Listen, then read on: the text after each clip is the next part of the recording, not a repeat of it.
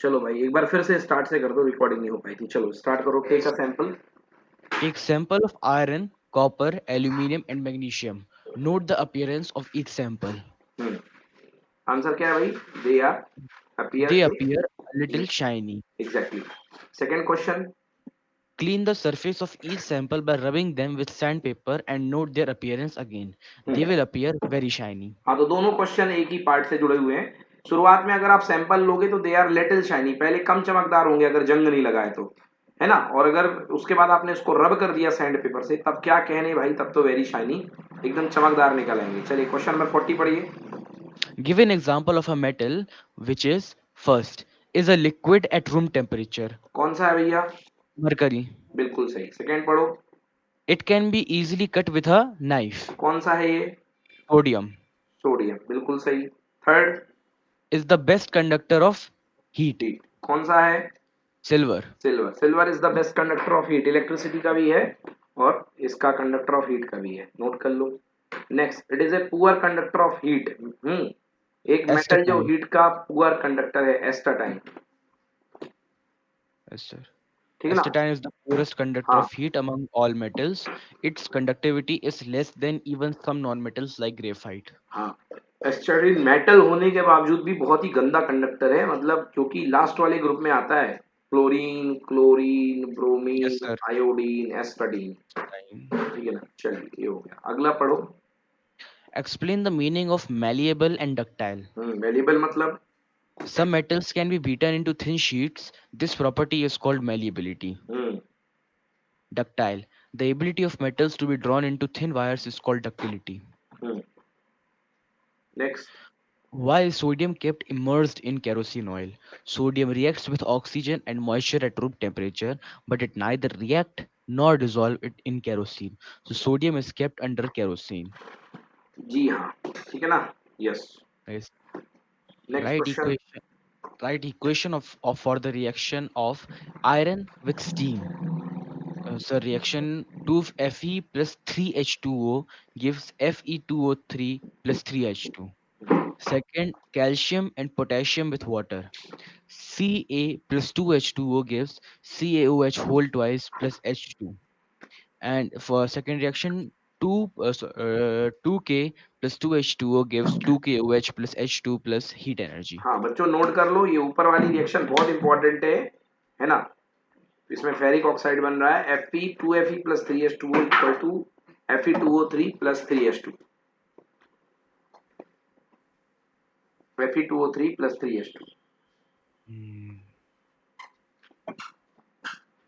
चल, अगला question. Sample of Sample four metals. Sample of four metals A, B, C, and D are taken and added to the following solution one by one. The result obtained have been tabulated as follows. Yes, चलिए ये आपके सामने एक result दिया गया है और आपको इनको देख करके बताना है। देखो, एक मेटल जो है ए है, वो आयरन सल्फेट के साथ नो रिएक्शन, कॉपर को डिस्प्लेसमेंट कर देता है। जिंक का इसका कुछ दिया नहीं है। बी, आयरन के साथ डिस्प्लेसमेंट, इसके साथ नो रिएक्शन, इसके साथ no reaction, no reaction, no reaction, no reaction, no reaction. चलो, use the table to answer the following question A B C D. First question पढ़ो। Which is the most reactive metal? हाँ भैया, most reactive metal जो होगा, जो सबसे ज्यादा reactivity series को डिस्प्लेस कर देगा। तो देखो, कान का मंगल जानू, जानू में नो रिएक्शन, यहाँ भी नो रिएक्शन, है ना। फिर फैशन में डिस्प्लेसमेंट, तो भैया देखो, आयरन के बाद कॉपर आएगा, तो आयरन को डिस्प्लेस कर दिया। कौन डिस्प्लेस कर रहा है? बी। तो बताओ Yes, सबसे ज्यादा रिएक्टिव कौन हुआ? B. बी। तो answer metal B is most reactive. Next पढ़ो question. Yes, sir. Which what would you observe if B is added to solution of copper, second copper sulfate? हाँ भैया, सेकेंड कॉपर सल्फेट में अगर आप B को डालते हो, तो बी जो है इतना दमदार है कि उसने आयरन तक को डिस्प्लेस कर दिया है। तो कॉपर को Yes, क्या sir. डिस्प्लेस नहीं करेगा? बेशक करेगा। बिल्कुल कर देगा सिल्वर को सर. भी डिस्प्लेस कर देगा। तो आंसर कौन सी रिएक्शन देखने को मिलेगी? Displacement displacement reaction. रिएक्शन, ठीक है ना। नेक्स्ट क्वेश्चन, थर्ड पढ़ो। Arrange the metals A, B, C, and D in the order of reactivity. हाँ, तो सबसे ज्यादा जोरदार कौन है? बी वाला है, B. क्योंकि बी ने रिप्लेस कर दिया। बी के बाद कौन सा वाला है? ए वाला है, A क्योंकि वाला ए है, कॉपर को रिप्लेस कर रहा है ना? फिर C है, ए वाला, फिर उसके बाद कौन सा वाला है? P, सी वाला, हाँ, और उसके बाद सी वाला है, और उसके फिर लास्ट D. में डी वाला है। चलो नेक्स्ट करो question. Which gas is produced when dilute hydrochloric acid is added to a reactive metal? Write the chemical reaction when iron reacts with dilute H2SO4. हाँ, वहां पे H2CO4 की जगह H2SO4 कर लेना कि H2SO4 के साथ जब रिएक्ट करेगा आयरन तो क्या बनाएगा? Metal plus acid equal to salt and hydrogen gas. तो Yes, sir. बनेगा FeSO4 फेरस सल्फेट और साथ में हाइड्रोजन गैस लिबरेट होगी। पढ़ो। Hydrogen gas. Hydrogen gas is evolved along with salt of the metal. Fe plus H2SO4 gives FeSO4 plus H2O. H2, H2. Exactly, next पढ़िए। What would. What would you observe when zinc is added to a solution of iron sulfate? Write the chemical reaction that takes place. Yes, तो zinc reactive है ज्यादा भैया, तो iron को भगा देगा, तो बन जाएगा जिंक सल्फेट प्लस आयरन। और ये रिएक्शन है सिंगल डिस्प्लेसमेंट रिएक्शन। समझ में आया? Yes, sir. Zinc will फिर displace iron with yes, sir. चलिए Zinc will पढ़ो। displace zinc will displace iron from iron sulfate. Zn plus FeSO4 gives ZnSO4 plus Fe.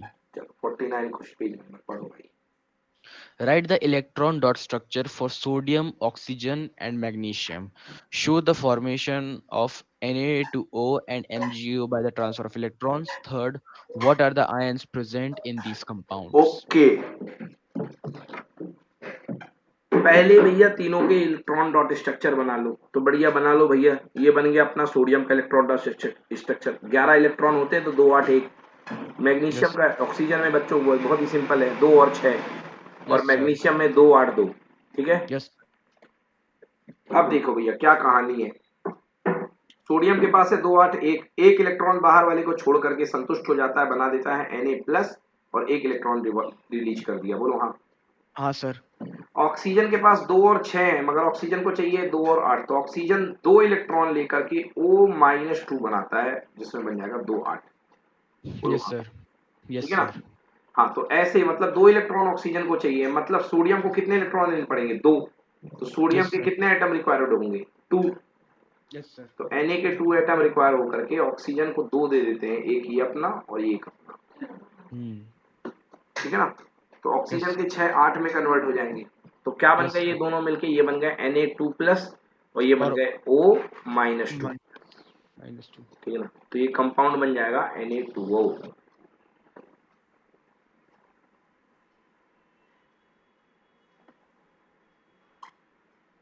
आया समझ में? Yes, sir. चलो अगला देखो, मैग्नीशियम की हालत। मैग्नीशियम का एक एटम 2 इलेक्ट्रॉन दे देता, बन जाता है 2 8। ये ऑक्सीजन 2 इलेक्ट्रॉन को पकड़ लेके बन जाता है 2 8। Yes, इसने sir. इसकी जरूरत पूरी कर दी, इसने इसकी जरूरत पूरी वो कर दी। Mg बन गया +2 और O बन गया -2। minus two. टनाटन अट्रैक्शन से दोनों जुड़ गए। अब देख लो And प्रोसेस। पढ़ो। Na2O equal to Na plus. Na Na2O is equal to Na plus and O2 minus. हाँ, MgO gives equal to Mg2 plus and O2 minus. बिल्कुल सही। बस थोड़ा सा गलत लिखा है बेटा, यहाँ Na2O को लिख लो 2Na प्लस। 2 सोडियम के आयन निकलते हैं, तो एक Yes. सोडियम का 1 प्लस, तो 2 सोडियम में 2 प्लस, और साथ में O-2। और MgO में Mg+2 और O-2। ठीक है। Yes, sir. चलो अगला क्वेश्चन पढ़ो। Why do. Why do ionic compounds have higher melting point? The molecules of ionic compounds are bounded by strong electrostatic force. That is why they have high melting point. Yes, सबसे बड़ा bond, जो सबसे strong bond होता है वो electrovalent bond या ionic bond होता है, वो इनमें पाया जाता है, इसलिए इनके मेल्टिंग पॉइंट हाई होते हैं। चलिए नेक्स्ट क्वेश्चन पढ़िए। Define the following terms. Mineral. Define the following terms. Mineral. The element or compound which occurs naturally in the Earth's crust are known as mineral. Or, at some place, mineral contains a very high percentage of a particular metal, and the metal can be percentage of a particular metal, and the metal can be profitably extracted from it. These minerals are called ores. Gang. Ores mined from the earth are usually contaminated with large amount of impurities such as soil, sand, etc. called gangue. Name two metals which are found in the nature in the free state. Answer: gold and platinum.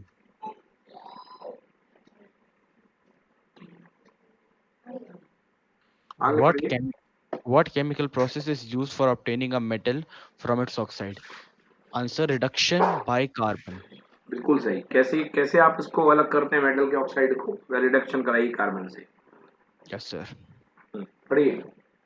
Metallic oxides of zinc, magnesium, and copper were heated with the following metals: metals zinc oxide, magnesium oxide, copper oxide.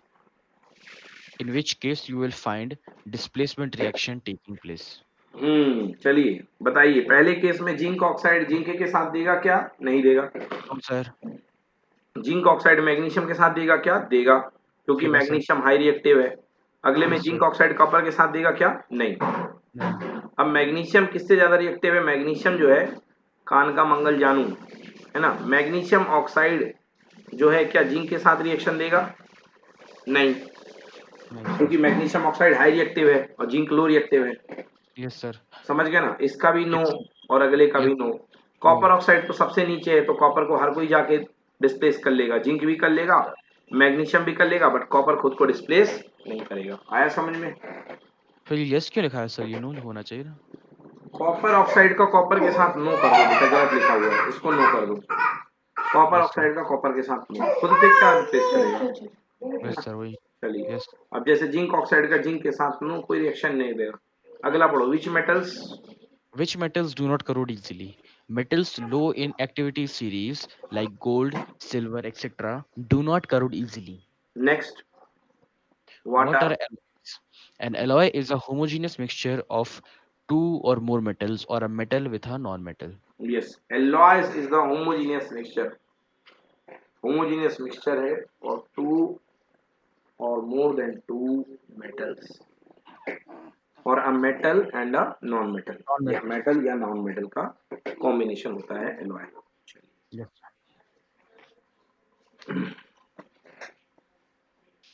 चलिए ठीक है बच्चों, आज के लिए इतना ही। और कल हम लोग पूरी एनसीईआरटी कंप्लीट करके लेके आइए आप लोग। कल Yes, अपन sir. पूरी एनसीईआरटी करेंगे, ठीक है ना? Yes, sir. चलिए, Yes, sir. ओके।